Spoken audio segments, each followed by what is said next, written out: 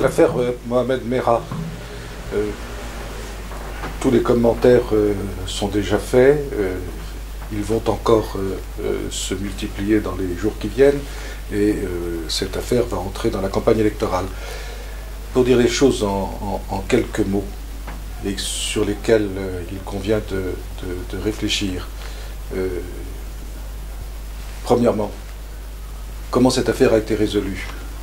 Elle a été résolue dans la discrétion la plus absolue, le silence même. Deuxièmement, dans la décision absolue et très ferme de la part des autorités.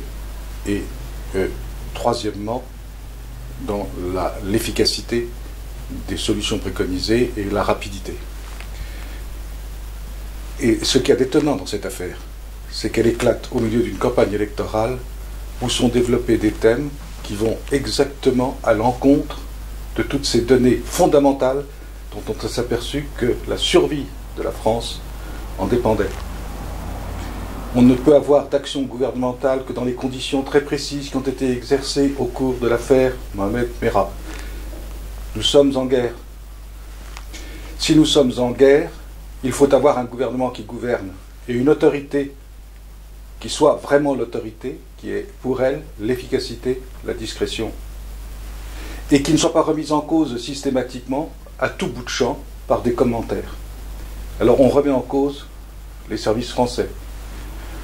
Peut-être. Les journalistes vont s'en donner à cœur joie. Mais ce qu'il y a de sûr, c'est que si on remet en cause les services français, c'est parce que précisément ils n'ont pas assez tenu compte de l'état de guerre dans lequel nous risquons d'être demain.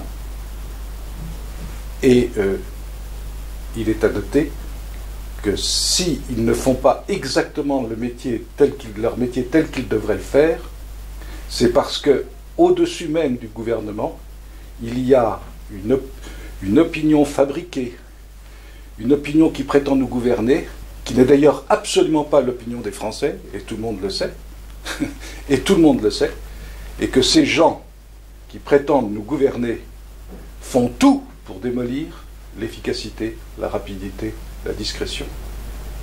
Je crois que c'est une leçon politique formidable qui nous a été donnée, et il faudrait souligner un point, c'est que Abdel Chenouf était catholique.